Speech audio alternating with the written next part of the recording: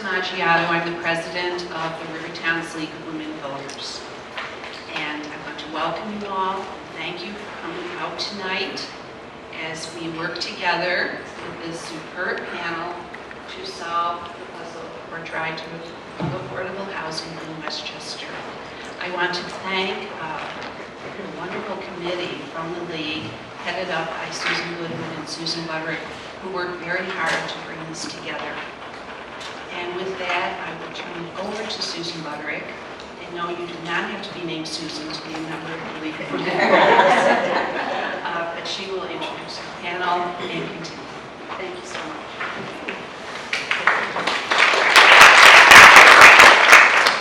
If you join the Rivertowns League of Women Voters, we will make you an honorary Susan. Are you not hearing me? Project. Project. Yes. There you go. Okay. If you join the Rivertowns League, we will make you an honorary Susan. We already have 6, and we can use many more. We think the best people are named Susan. I want to join Susan in welcoming you all here tonight. We're so glad that you came and think that you're going to be very glad that you did. We have a great panel tonight, and I'd like to introduce them to you. We have sitting at our table, and this is also reflected in one of the handouts that you may have taken from the front, our panelists. We have, in alphabetical order, another Susan, believe it or not. Susan Darling, who is the chief planner at the Westchester County Department of Planning, with over 24 years of experience working in land use planning and natural resources protection. You can read the rest of the blurb on Susan Darling in your handout. Next is Tim Foley, who is the CEO and Executive Vice President of the Building and Realty Institute, which is a real estate trade association in Westchester County and in the Hudson Valley.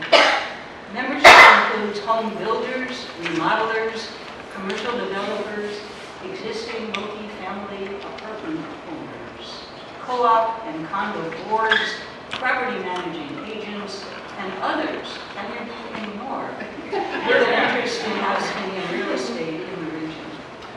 Next we have Rose Noonan, who is between Susan and Tim, and she has served since 1986 as Executive Director of the Housing Action Council, which is a regional not-for-profit organization dedicated to expanding housing opportunities for low and moderate income households throughout Westchester, Rockland, Putnam, and other parts of the Hudson region.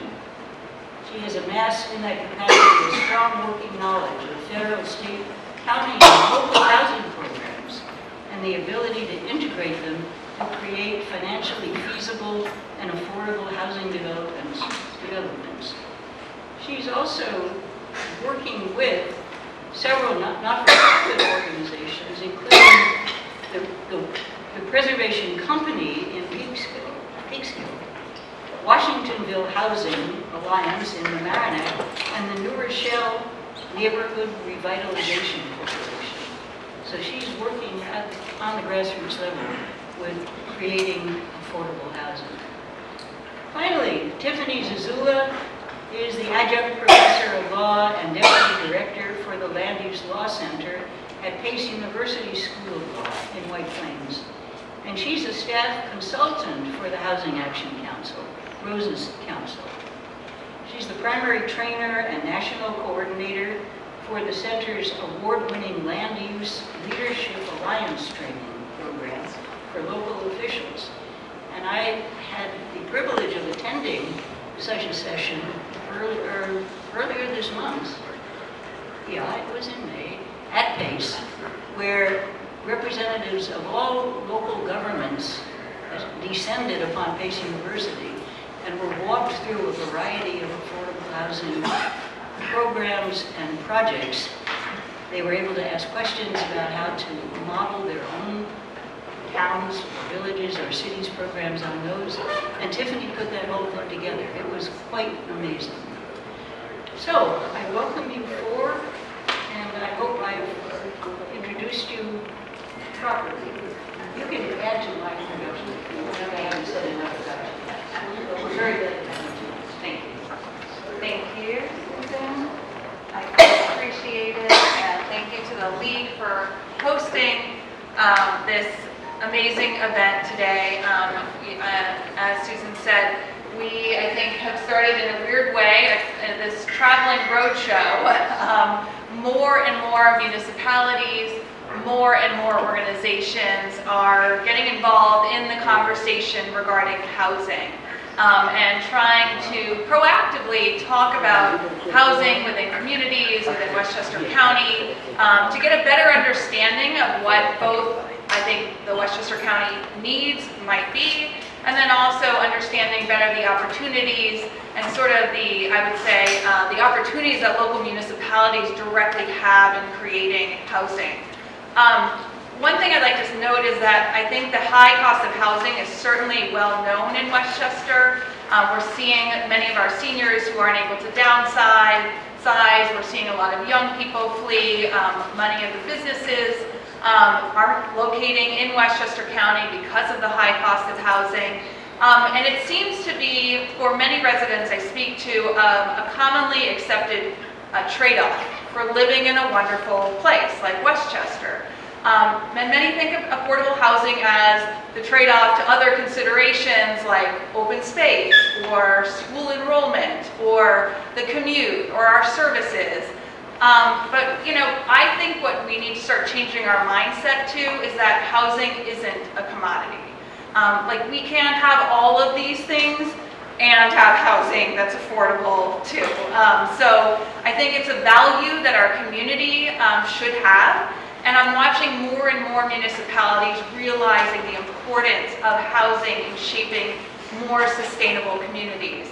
So I think, and I think my panelists would probably say that housing can determine whether Westchester County, you know, communities and families thrive or merely survive. And so we know that an investment in housing, an investment in looking towards affordable housing is an investment in our future. So tonight, what we want to do is share with you both the numbers, what the need is, discuss again, like I said, those opportunities at the municipal local level, how all of you could get involved in different ways, and then talking a little bit more about, which I know many people are here to think of through, is the legislative initiatives moving through the county and the state. The good news, as I said, is I think there's a shift in the narrative on housing. There is a lot of support and prioritization right now given by the state and the county and again by local officials. Businesses are now involved in this conversation. Not-for-profits at various levels. I know the Westchester Women's Agenda is looking at this issue closely. Nonprofit Westchester, and among many others, because again, their organizational members are saying we have no place to live. And so it's now a metric for success. So again, I think we'd like to see more conversation like we're having tonight, more education regarding this issue, and then supportive of, and I think all of us are just supportive of more dialogue, because I think that's what's important. I think we're coming usually at the table too late, where we're reacting to what's happening at the local level instead of how we can become more proactive from the beginning regarding this conversation on housing. So what I'm going to do first is we're going to first turn it to Susan, and again, she's going to go through the Westchester County needs. All of the slides that I have and that we have tonight we will share, and hopefully they can get posted somewhere. So you don't just snap photos of it. I will make sure you guys get the content this evening. And on that note, I'll turn it to Susan, and then Rose and Tim, and then we'll take a few questions. So.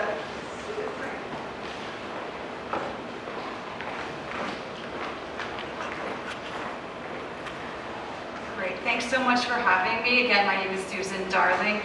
I am Chief Planner at the Westchester County Department of Planning, and I'm really happy to be here.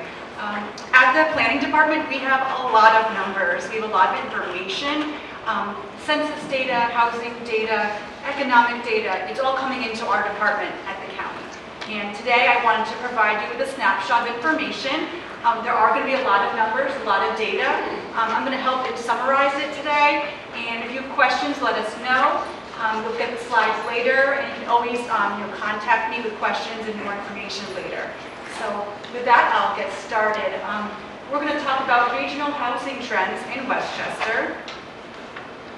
The Westchester County Department of Planning worked closely with Pattern for Progress to develop a report called the Housing Needs Assessment. This was developed in 2019 and recently updated in 2022. The idea behind this report was to look at housing needs throughout Westchester County and also look at the affordability gap for home buyers and for renters.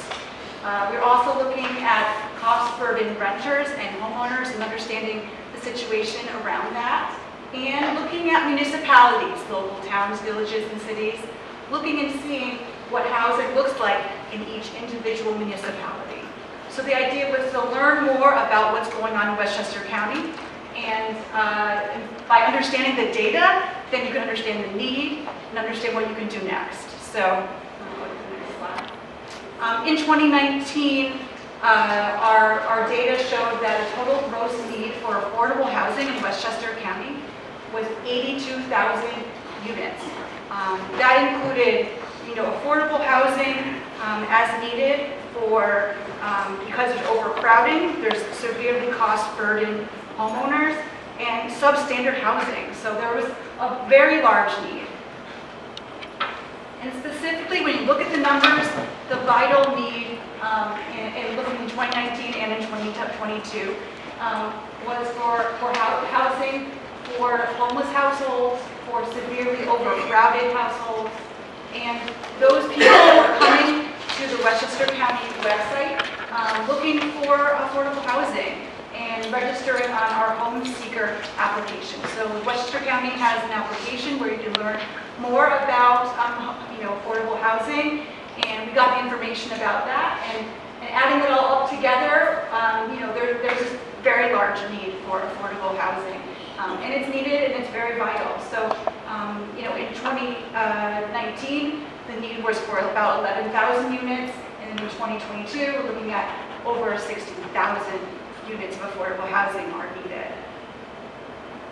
And we also, in our housing needs assessment, we looked at ownership affordability. Over time, the median sale price has increased in Westchester County, and the gap between the median sale price and what is affordable has really widened. So this is a major issue. I have a lot of data here, more information. It was interesting in the data to see that the village of Buchanan was the only municipality that doesn't have a gap between the maximum purchase price that could be afforded by a local homeowner and the median sale price. So it's very interesting to see that there's definitely this need. And also under renter affordability, looking at the data, that county residents and renters would have to work 72 hours weekly at an hourly rate wage of $20 in order to rent a two-bedroom apartment at a fair market rate of about $2,000 per month. So it is very hard to find affordable rent, and this is a major issue throughout Westchester County. On this slide, it just shows overall the housing cost burden for renters and homeowners alike. And these maps are pretty detailed. Again, if you have more time, you can look and see these more in detail. Look at your local municipality and see more. They show the census block data, and they show that when it gets to the darker shades of blue, you're seeing more cost burden for both homeowners and for renters alike in Westchester. So you see it's throughout the county. And looking at cost burden owners, the owners, we're finding that 21% of homeowners are cost burdened. They're paying way too much for their homes, and it is really a burden to them. And then also looking at cost burdened renters, the same. You see that over 66% of renters are severely or just regularly cost burdened over time. So this is a major issue throughout Westchester. At this point, I just wanted to talk a little bit about census data and understanding population growth in Westchester and how that feeds into the housing issues and how it relates to housing issues. So we recently had the census, the 2020 census, and we found that Westchester County is now over 1 million people. And within the last decade, the population grew by 5.8%. Also, it kind of is important to look at the history of Westchester. You can kind of see that in the 50s, we had a big population increase, and in the 70s, we had some decline. But now you can see where we are, and we're right over 1 million there. Also very interesting, as a data person, I love data. It's really interesting to look at, what's happening in the last decade when looking at different ages and the cohorts that you're looking at. So ages between 30 and 45, you're really not seeing any big increases in that age demographic. You're actually seeing some decline. We're not really getting a lot of young people coming in and living in the county. But we are seeing an increase in those people who are in their 60s and 70s. So it's interesting to see this kind of trends in Westchester. And then thinking about the housing, if the young people are not really finding affordable housing in Westchester, maybe they grew up here but they end up not staying because they don't have the affordable housing. And then the challenges for those in their 60s and 70s, maybe they're staying in where they live in place because there is no other place for them to go that's more affordable. But it's interesting to look at these demographic information to kind of think about these housing issues. The census data showed that Westchester County was able to, there was an increase by 18,000 units in Westchester County between 2010 and 2020, so there were some new units. And there was a growth in rental units, but it was about 11.2%, and the owner-occupied units was about 2.4%. Again, a lot of data, a lot of information. What we're finding is that there's a mismatch between jobs and housing, and that is a threat really for New York State and for the economics here. We found that in the decade before the pandemic, that the state created 1.2 million new jobs, which is really great, but then only built 403,000 new homes. So there's a mismatch there, and that really affects the economy. Also looking at housing permit data and information about this between 2009 and 2018, you're seeing a lot of the housing permits are in New York City and northern New Jersey. That's where you're seeing a lot of that, the new housing developments. When we look at the Hudson Valley, Connecticut, and Long Island, you're only seeing about 17% of the total permits issued in this time frame. So you're really seeing a lot more happening in New York City and in northern New Jersey. And one thing is that when jobs really follow the housing, that we don't have the housing, that really does affect the economy. It also affects making sure that our young people have a place to go and that the jobs that they have, they're not having to commute long ways just to get to their job here, that there is a place for them to live. And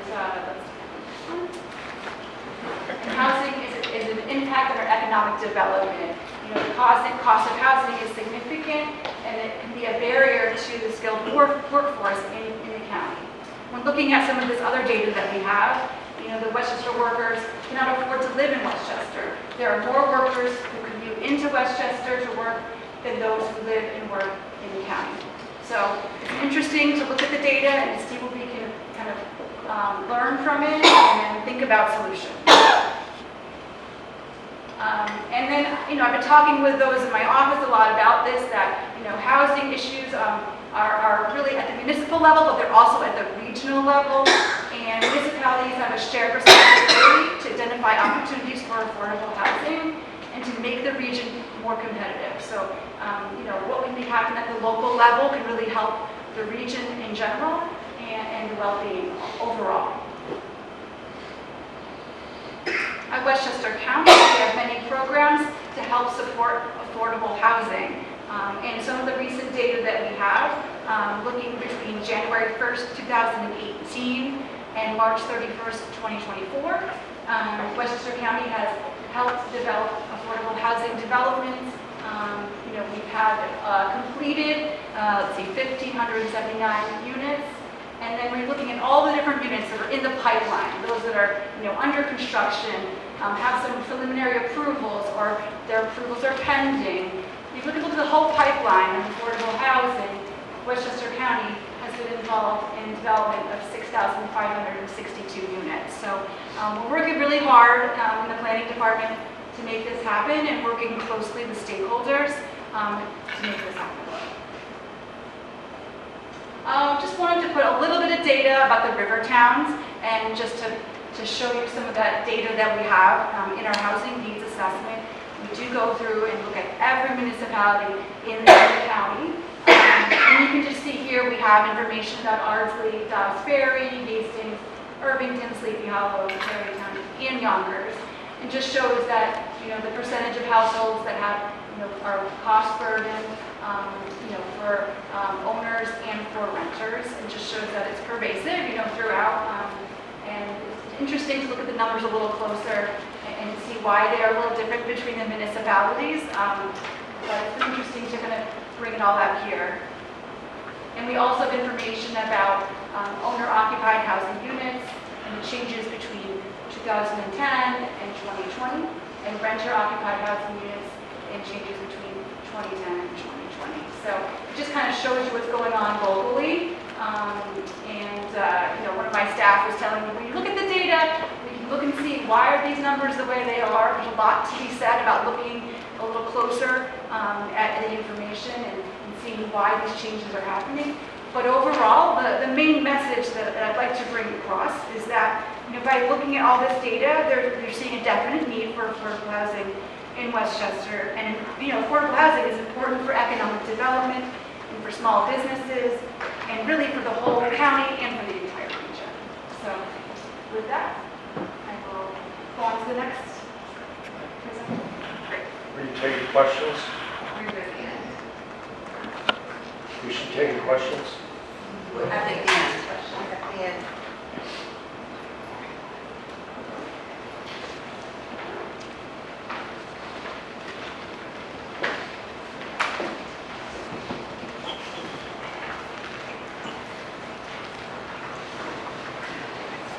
I'm Rose Noonan. I'm the Executive Director of Housing Action Council. You've heard my introduction, long-time Executive Director of Housing Action Council, and have worked at the grassroots level in terms of trying to facilitate the development of housing throughout the county and the Mid-Hudson region, pulling together the private and public funding sources that are almost always needed in order to make affordable housing happen, and working with municipalities, and often their affordable housing boards or their housing task force that have been created to further understand the needs in their communities and to respond to those needs. So it's a real pleasure to be here with the league and with representing the river communities.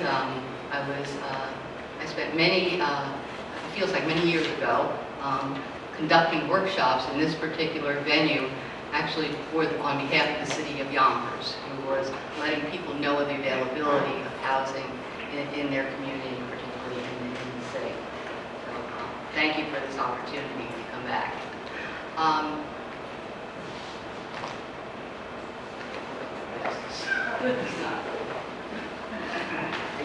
And at that time, I didn't need the glasses. Reminiscing. Okay. I was asked to talk specifically about what's happening at the local levels, specifically the river communities in terms of affordable housing. And I would say, in my long tenure here in the county, I have seen a lot happen, and I have seen a lot of positive change. But when you listen to Susan, when we back in the first housing needs assessment that came out, it was about a 10,000 housing need, and now we're up to 16,000. So we're always feeling like we're paddling upstream. In terms of the topic, though, I do want to go back to the basics. I want to remind us that that municipalities have a tremendous ability to facilitate the development of affordable housing, but also remember that that power to the municipalities was delegated through the state constitution and also through the state legislature, who delegated the authority to municipalities to plan, zone, and to control land use. And so when I'm working on housing, the two major issues that I usually raise, that I would not call them challenges, but they're opportunities, is moving developments through the land use process and securing the capital that's needed to make affordable housing happen. Those are two major challenges, opportunities that those who I work with continuously face. But what has happened over these years is that many of the municipalities in Westchester now have what we have zoning techniques on their books, on their zoning laws, that are designed to specifically facilitate the development of affordable housing. Years ago, that was not so. Most communities have inclusionary zoning ordinances. When I looked at the river communities that we're covering tonight, every community has an inclusionary zoning ordinance. Not that they're all identical, but they are on the books, and I know that they have been used. And those are mandatory incentive zoning ordinances, that if you're developing market rate housing, a certain percentage of the units must be affordable. Sometimes it's 10%, sometimes it's 15%. A number of communities have different income levels that need to be served if you're developing inclusionary zoning ordinance. The ordinance that has the greatest breadth of median incomes to serve is Yonkers, depending on the size of the development, where if it's a large development, the developer is required to include affordable units that are affordable to incomes we refer to as 60% of area median income of Westchester County, up to 100% of area median income. In other communities, you'll see that it's up to 80% of area median income. In others, you'll see that it's 60%, depending on whether it's a rental development or a home ownership development, which is usually at 80% of median. For those that are not familiar with looking at this chart that I look at daily, just to give you a sense, our median income in Westchester currently, which was published about in April, May, for a family of four, we're at $156,200. Individual, meaning that if you had an inclusionary ordinance that produced housing affordable to someone at 100%, people who qualify could go up to $156,000. If you have a one-person household and that ordinance limits it to households at 80% of median, you're talking about households, usually one, maybe two, of up to 87,500 to 99,000. And just at the 60%, just picking a family of three, that would be income up to 84,000. Now there are needs in all those income categories and below. And many of the cost-burdened families that Susan talked about in her statistics have incomes below that level, and they are paying a tremendous amount of their income toward housing costs. So those are that the issue with inclusionary zoning is that unless you have development, unless you have market rate development, you don't get affordable units. It's not an all affordable development. It's a portion of the units, anywhere generally from 10 to 15%, and it depends on the size of the unit. So there needs to be development in this county to create affordable units in that way. There are a few communities in Westchester that require the development of affordable housing in market rate developments, but they provide an incentive. They provide a density bonus incentive, allowing a higher density than if it was a straight market rate housing. And that in particular is the village of Ossining. They provide density bonuses. If you provide affordable housing within your development at all, and you have to, so it is mandatory in that respect. But they also get a greater density bonus if they assist families or individuals whose incomes are lower. And they use the 60% of area median income as the target populations they're trying to address.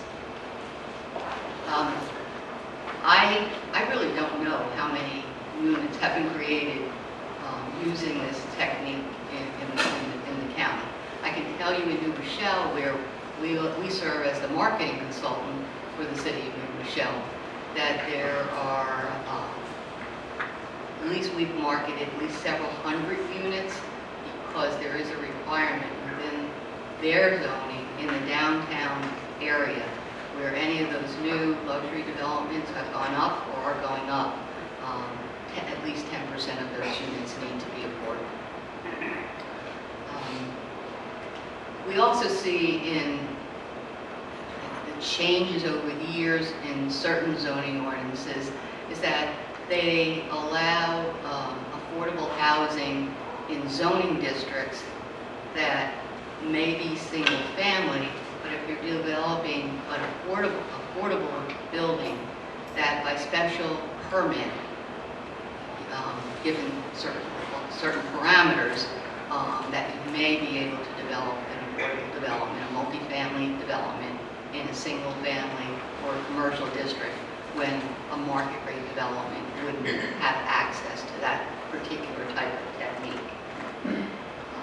And I think most of you know there's been a lot of discussion about ADUs recently, the accessory dwelling ordinances, often called accessory apartments in your zoning ordinances, as a technique to increase the number of units in the county, or throughout New York State.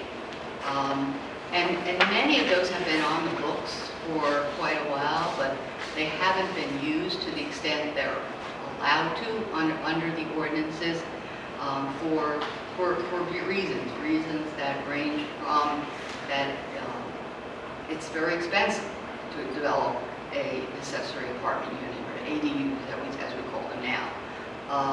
There's often a permitting process that needs to go through, that you need to go through. There always is a permitting process that you need to go through, and that is could be considered by some owners to be burdensome. There are oftentimes limitations on on an accessory unit that you could create. Sometimes perhaps you wouldn't be able to, if you wanted to use your garage, but you couldn't. Some ordinances do not allow completely detached structures, and even if you looked at that, you might find that that what you were hoping to develop is not going to meet the other requirements of the zoning ordinance.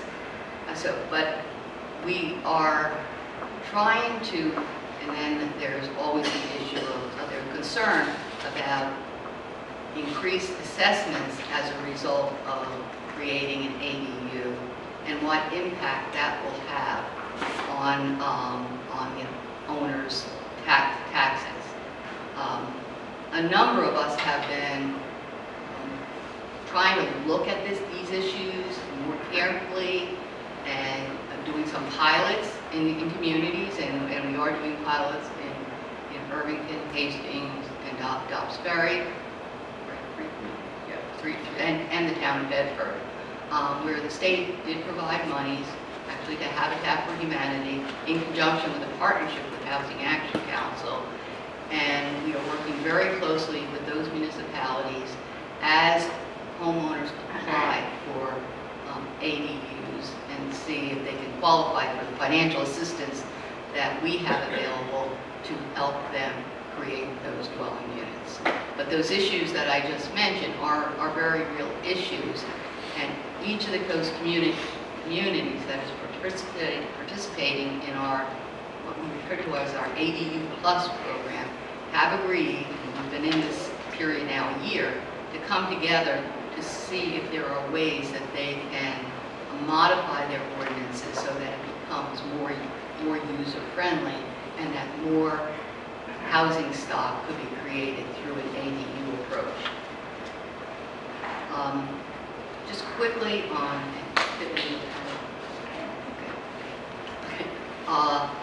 local housing boards. I have seen when local housing boards have been created either by the municipality itself or have formed outside of a municipal resolution appointing a board to make a great difference in their communities. In the river communities, you have affordable housing boards. There's the Hastings Affordable Housing Committee. There's the Irvington Housing Committee. There's the Tarrytown Affordable Housing Task Force. There's the Dobbs Ferry Affordable Housing Task Force. And those are residents in the community who are concerned about housing within their community and also the regional area, and how can they work with the municipality, how can they work with the community in different ways to change land use, some land use provisions, to educate the community about the need for housing and what it means for the community and for the region as a whole. I know that the Tarrytown Housing Task Force was instrumental in moving the ADU legislation forward in the village, which was a very controversial proposal when originally drafted. You have the long-time Hastings Affordable Housing Committee that found that there were small sites within the village that were not necessarily attractive to developers of affordable housing or to market rate housing. And so the committee formed their own development corporation, which has brought on board a number of new units into the village, including ownership and rental. And they actually acted as the developer of these units. And they did start out with the village saying we have some municipally owned sites. I remember there was about 10 municipally owned sites when they started. Take a look at all those sites and see if there's anything we can do. And so the first developments that they did were 2 single-family homes, beautiful view of the Hudson River with accessory apartments. And they continue to be affordable today, occupied by the original homeowners and rented at an affordable rate.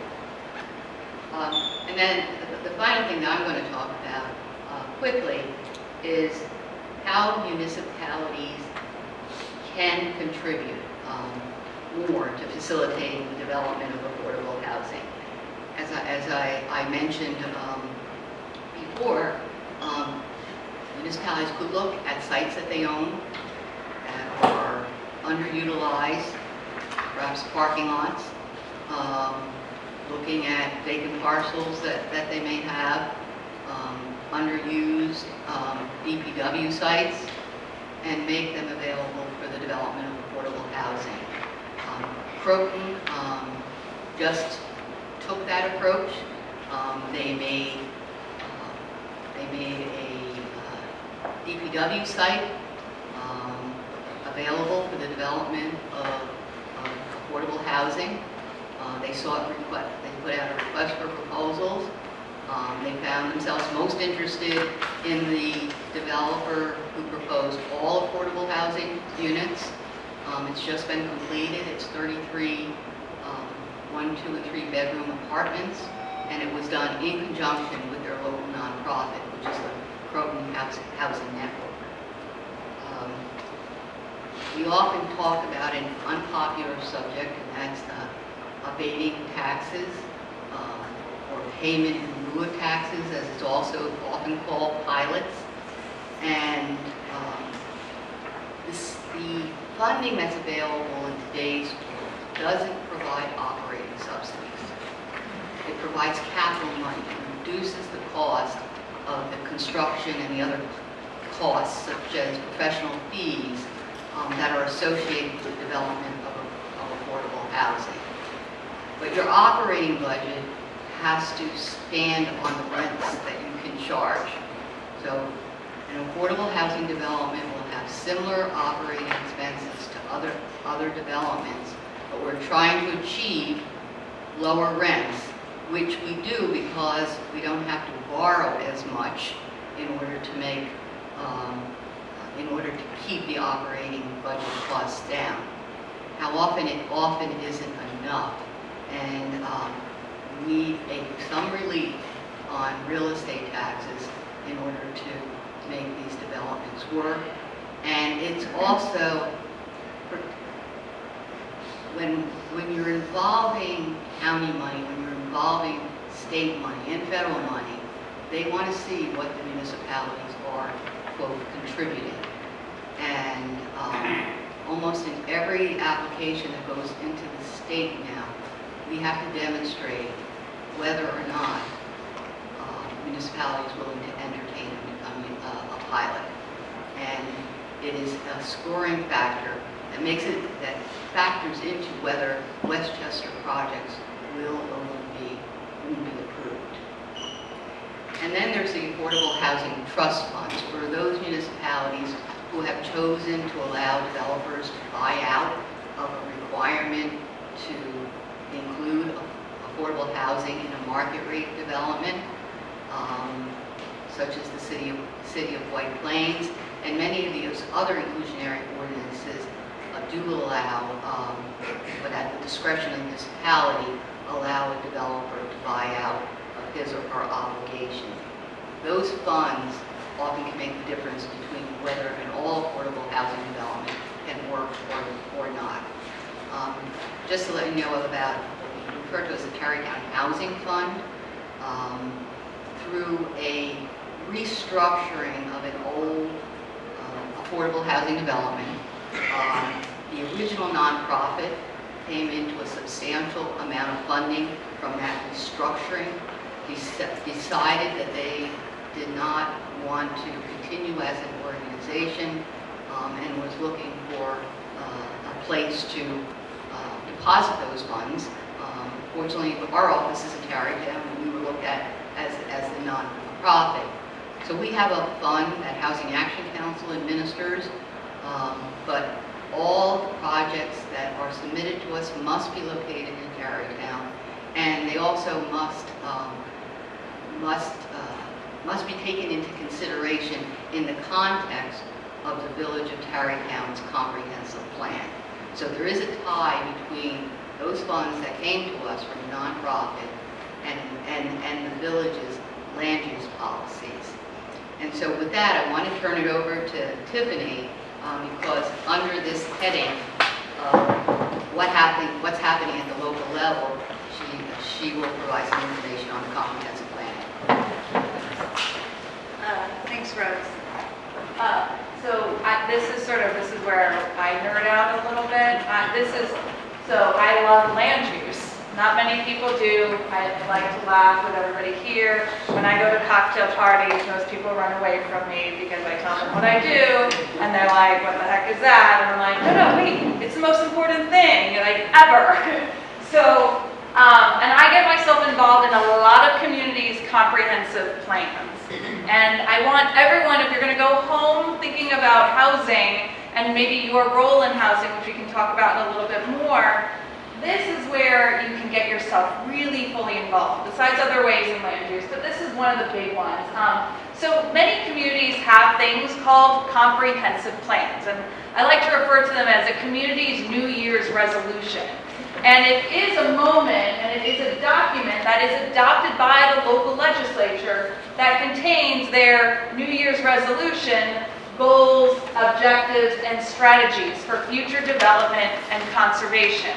So it's in this document that everybody is talking about, right? How do we serve the public welfare? How do we serve all of you by land use regulations that are needed, not needed, whatever it is, what are our policies moving forward? And so a comprehensive plan is super important. And so I'd ask if one thing that you go do when you go home is you're going to go online for your local municipality and you're going to look up their comprehensive plan. But guess what? I'm going to show you what that looks like in a second. So why do you need these plans? Like, why are these so important? Well, number one, the most important reason is because all land use regulations, all zoning must be in conformance with that comprehensive plan. So the decisions that are being made by your local legislature always need to be checked back against that comprehensive plan. Again, those goals and objectives that all of you would potentially involve yourself in discussing and then pulling together within a plan. It's also this huge opportunity for a community to identify the needs in the years ahead, which include housing, which includes sustainability goals, which include conservation goals, all of that. And it creates this organized pathway for that change. So I can keep going, but the big thing here is it's also memorializing your suggestions, the public suggestions as to ways to accomplish the goals, and it serves as that guide for future decision making. So, and we're going to be proactive. So many of these communities are looking holistically in their comprehensive plan about environmental needs, economic needs, social needs. They all come together in this one document. Again, really important document here. And what we're seeing now is that instead of communities putting in silos in different chapters of a comprehensive plan, a chapter on the environment, a chapter on housing, a chapter on transportation needs and goals, what they're beginning to do is they realize, as we all know, these topics are all mushed together, right? They all impact one another. If we develop, right, is that going to have an impact on the environment? Does it have an impact on traffic? Or if we develop in a certain location in town, then what happens? Is it actually a sustainability goal that we meet by developing maybe within our downtown that currently has the infrastructure? So communities are beginning to look at how to integrate these subject matters better together. And they're coming up with themes in order to do that. And so I'm just showing you some of the themes that communities have come away with to merge some of these topic areas. And more specifically, here's where a community begins to talk about housing. And that's why I want you to go back and look at it, but it begins to talk about their goals of creating a range of housing types that are affordable for diverse residential population, or locating ranges of housing types, right, in proximity to the hamlets or infrastructure. Maybe it's, what's the economic value throughout the new multifamily and mixed-use developments, and how they need to revise their zoning code to ensure that. In other communities, again, you'll see different goals, different objectives, and again, different types of actions that they want to take in order to accomplish those goals. But where do all of you fit into this? This is where communities typically want tons of community engagement. They're doing their plans right. They're asking residents locally, what is it that we need? What is it that you want? What is it that you desire to be as we grow up for the next 10 years, right? How sustainable do we want to be? What's our resiliency efforts going to be? And so here's where, and this is why we also provided the slide, is where you go to find where your comprehensive plan has been adopted, and you can read it. If you want to fall asleep tonight, take a moment to open it up, browse through it. The Village of Ardsley, pretty current plan. 2021 was when they adopted their plan. In the Village of Tarrytown, it was in 2018. and you're seeing the rest of them here. With Hastings being updated currently, they're working on it, so if you can get yourself involved in that. And I know some of the other communities are right on the brink of thinking about already updates to their plan, and again, that's where you all would get involved in the housing conversation. Okay, so which is next, where I'm going to bring Tim up, because he's also going to talk about now the current legislation and ways in which, right, whether you get involved or not involved, but what's sort of on the books for right now, New York in housing.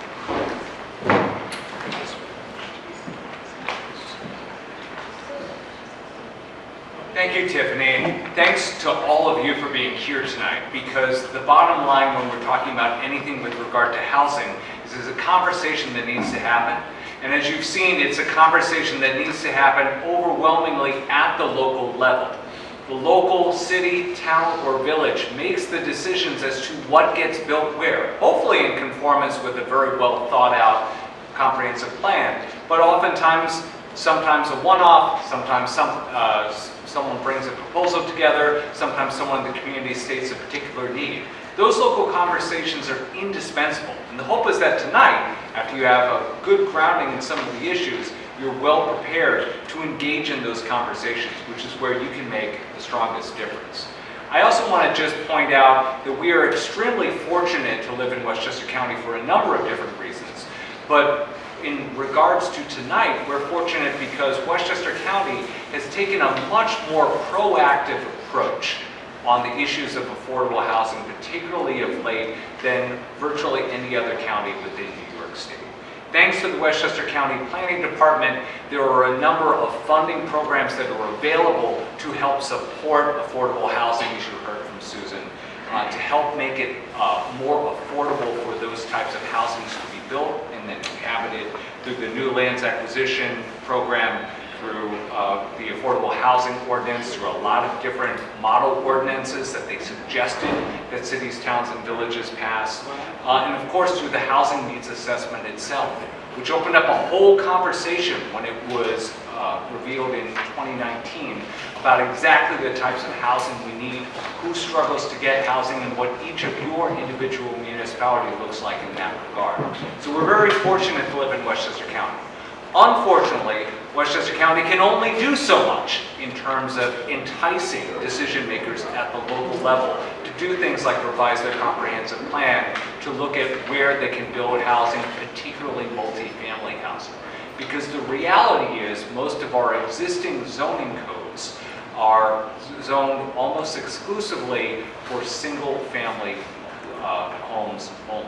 It's called exclusionary zoning, in part because it is excluding other types of housing like condos or duplexes or double family homes, triplexes, quads, and all the way up to an apartment building.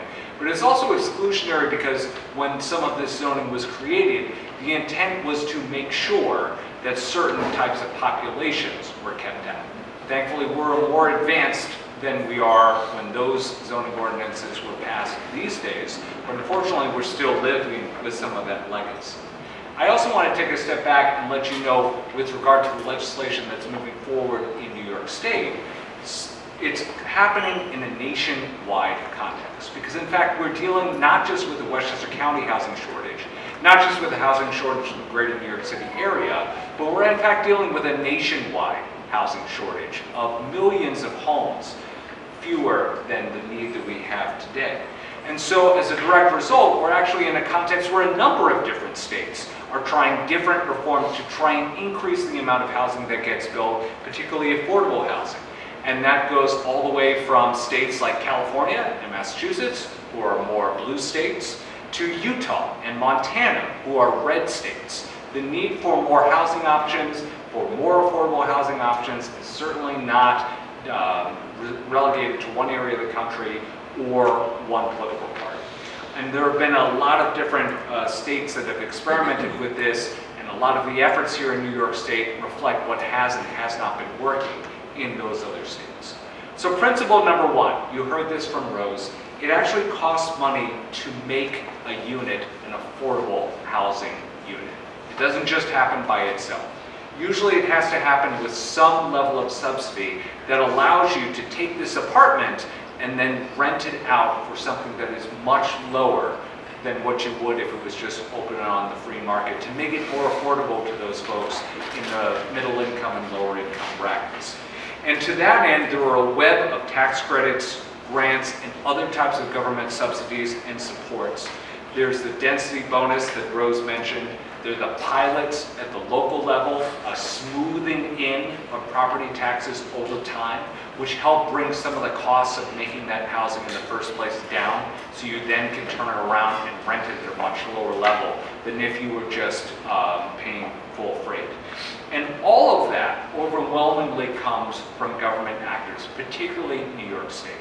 One of the big things that New York State passed just a couple of years ago was a $25 billion, with a B, $25 billion affordable housing trust fund package, which is supposed to create or preserve 100,000 units of affordable housing statewide over the next 5 years. That is more than New York State has ever invested in affordable housing, and it's going a long way. But pause for just a second. 100,000 units of affordable housing. You can get that for $25 billion. Remember Susan's slide that said the need is somewhere on the order of 800,000 units. So it gets you part of the way there, but it does not get you all the way there. And by the way, again, kudos to the county. The county this year in its budget put $100 million aside for affordable housing and those programs that they know help create. The county has a much lower budget than New York State does, so that represents a substantial investment. How else does affordable housing get built? Well, it gets built through the cross-subsidization of market rate apartments, and that gets to the affordability ordinance. If you're building 100 units, you can make 10 of them affordable, in part because those 90 units are at market rate. And some of the costs that you get from creating that go to help subsidize those affordable and make it lower. What else can help bring down the cost of affordable housing? This is where you get into the other legislative initiatives that we've been looking at. And the biggest thing you can do is remove barriers to creating housing in the first place. You feel it first and most acutely when it comes to affordable housing. And you feel it most acutely in areas like Westchester County, where land costs are really high, where property taxes are really high, labor costs are high. By the way, that's a good thing, but it does make it harder to build the housing that we need. Supplies can be really high. We're in a very high-cost state. So you need to do other things to make it easier to build the housing that you need. And every state, including New York, is working on legislative initiatives to do that. First and foremost is planning requirements on the part of cities, towns, and villages. As you saw, a lot of the river towns are doing okay in terms of their comprehensive plans. I happen to live in a community that shall remain nameless for a reason you're about to find out, that last updated its comprehensive plan in 1994. Not every municipality is making decisions based on where people are right now, how we live, how we work, how we play within our communities. And as a direct result, when they look at housing within their community, even where multifamily is allowed to be built, they may not be thinking of overarching goals for their municipality or overarching goals for their region. They may be looking at it as a one-up. I'm not sure about this building, but I'm not sure why, and I'm not sure it necessarily helps our community or our region, and here's how. So one of the legislative approaches is to encourage those cities, towns, and villages to go through some type of planning process. In fact, there's a bill that's sponsored by Assemblymember Dana Levenberg right now that would actually require them to come up with a housing action plan. It doesn't say what they have to come up with. And in fact, addressing the housing needs in the town of Bedford are going to be really different than addressing the housing needs in New Rochelle. And so the plan that they come up with ought to be different. But every municipality ought to be encouraged to take a look at what the real housing needs are. The housing needs assessment has done a lot of that analytical data for them and come up with a plan on how to address it. And in that context, you're better armed to make better decisions about the types of proposals that come up. The second thing that everybody is working with in terms of the legislative framework is providing for multiple housing types that aren't just single-family homes. There's just really not enough land to build enough single-family homes to ever fill this gap. To be perfectly honest, the sheer amount of land that's dedicated just to single-family homes is part of the way that we got into this housing shortage gap in the first place. So there are a lot of different municipalities and states, including New York, are looking at these models like accessory dwelling units, which, if done properly, sort of blend into the background of a residential neighborhood. You might not even know that they're there because they're using underutilized space within an existing home. They're looking at things like incentivizing transit-oriented development. That's housing that is particularly near the Metro North stations here in Westchester County, where oftentimes you want vibrant, thriving, walkable communities. You want to be able to go into New York City for work, come out and have everything that you need right around you. It helps revitalize the city, town, and the village. It helps revitalize the downtown. It is low-hanging fruit, and there is a lot of demand for it. And then there are other things that we talk about, like missing middle housing. And again, there's a lot of different styles of housing out there. There's a lot between a single-family home and a big apartment building. Things like condominiums, things like duplexes, that can easily fit within a suburban context, but maybe not be properly zonified. So having some type of requirement that people designate a zone within their community for missing middle housing or for something that's going to fit within context is another thing that there are a number of bills in New York State and elsewhere that would advance. Funding incentives for municipalities as well. One of the big things that people get concerned about when it comes to housing is, may not have the resources to plan for this. I may not have the zoning resources to update my zoning code. Where's the money for that going to come from? Then you get into other things like, I might need to take a look at my stormwater system, or my sewer system, or my roads, and make sure those are up to snuff. So a lot of states are focused, and New York is as well, are focusing on things that will create an incentive program for municipalities who do want to become pro-housing and be part of the solution, to be eligible for grants to take care of some of those needs. Here in New York State, we've established something called the Pro-Housing Communities Program. And that is specifically for communities, cities, towns, and villages that are growing by a certain amount, a modest amount, usually around 1% to 3%, to be able to access some funding opportunities, some grants for their downtown, for some of their infrastructure needs, for some of their planning needs, to encourage them to keep going in that direction. Other states, and New York has looked at this as well, have been looking at things like a limited preemption of local zoning and local ordinances as well. That's not for everybody, but no matter what, there are some municipalities where no matter what, there's going to be an excuse for them not to do anything, even if it would directly benefit them. I like to say that there are about 12 communities in Westchester County that are moving in the right direction. There are about 12 communities who are never, ever, ever going to do anything. They'll be dragged kicking and screaming before they allow adequate housing to be built. And then there's a bunch in the middle. For a bunch in the middle, some type of incentive structure may work, and giving them some support may work. For the folks at the end, sooner or later, you are going to have to require them to take action. And this is important. It's important as a matter of fairness, because the housing shortage that we are all experiencing, that millennials who cannot find housing in the communities that they grew up with are trying to deal with now, that seniors who are looking for more affordable options, that families, that folks who are in that 30 to 45 age band who used to be the renewing lifeblood for Westchester County but now can't find things within their price range, that they are struggling with and causes all of us in our region as a whole to struggle with. It didn't happen from the municipality. It happened from everybody. It happened from everybody not being able to adequately build the housing we need over a protracted period of time. So we feel very strongly that not everybody has to do the same thing, but everybody ought to do something. And so at a certain point, you do need some type of requirement or some type of penalty system to encourage folks to get involved. So those are the big categories of legislation as it tends to happen, and all of them right now are in play in New York. Many of them were embedded in the governor's very robust housing compact proposal, which she unveiled as part of the budget, not in this year, but the last year.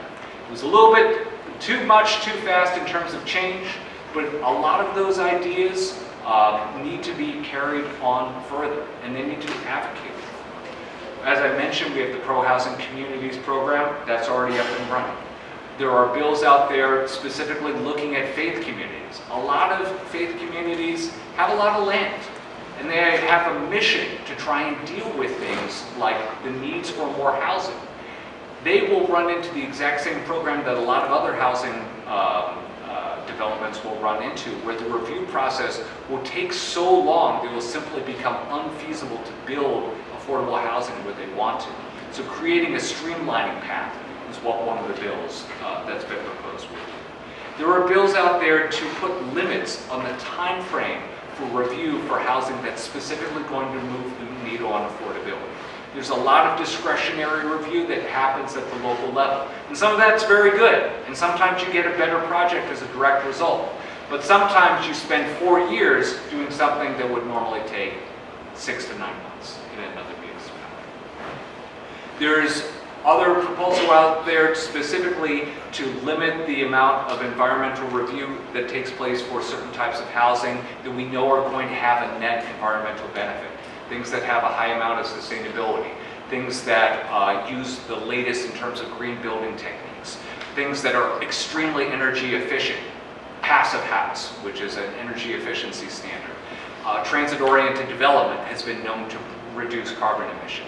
Those things we know are going to be a net environmental review benefit. But they can also get stuck in an endless cycle of environmental review at the local level, where someone wants to check this, that, and the other thing. Things that we know that are going to actually improve the environment ought to be on some type of fast track under bills that we get. And then finally, as we mentioned, there's a lot of things relating to creating property tax exemptions and incentives at the local level. All of these things are in play. Many of them have been suggested by the folks within the Westchester County delegation. All of them need strong voices from the audience to help move the ball forward so we can actually build affordable housing.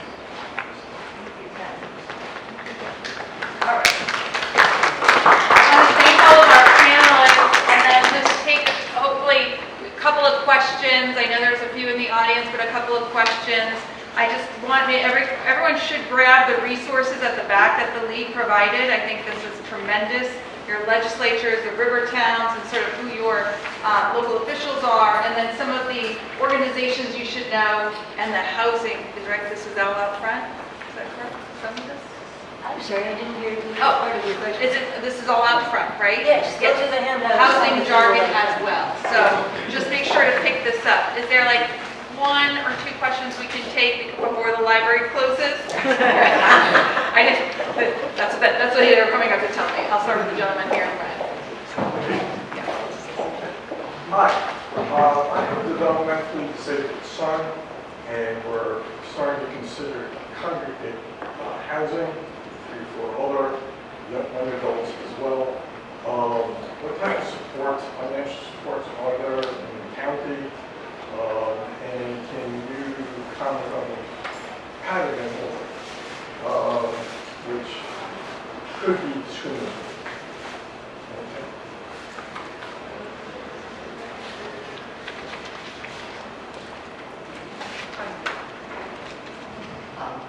Can you hear me? Yes. Okay. That question has come to me quite a few times. And a lot of it depends on who's sponsoring the development of the affordable housing. There are programs where developers can access certain funding for if they serve either all of the development or a portion of the development for people with special needs. And in terms of those who have developmentally disabled, that's considered a special need. And they often partner with a human service agency that specifically targets that particular population, so that the relationship between the funding sources at the state and other sources can be dealt with appropriately. And if there's a need for supportive services over time, that agency is responsible for it. I have personally worked on one that's in New Rochelle. It's developed, is occupied, but a portion of the units was set aside for individuals who have a who are developmentally disabled. And so but it was self-contained apartments. I know several of the individuals shared like a 2-bedroom apartment, and so we sometimes refer to that either as shared housing or sort of congregate type of housing. Is that included in the governor's affordable house trust? Anything set aside for special needs housing, or is it more mainstream? So that it's a separate program. So it's not specifically within that affordable housing trust, which is just focused on creating and preserving affordable units. But there is a separate fund, capital fund and otherwise, for supportive housing. I think one of the ongoing challenges is if you think building affordable housing is difficult, building supportive housing is really, really difficult because you're not just dealing with the normal operating costs of housing, which can be quite extensive, but you're providing for services as well. And so there are only so many folks who engage in that type of development, and it's far below what the need is, and that's been a real challenge. But there is separate funding specifically for the creation of supportive housing that's been passed successfully. If you're interested in getting real into the details on that, you should contact either Tiffany or myself, and we can talk specifically. We can also, let me just say, we're going to walk out with you, so we can also take questions as we walk out before we get thrown out of the library. I'm watching them come to the window. Why don't we, it's what time? It is 7:51. Okay, we'll take one more.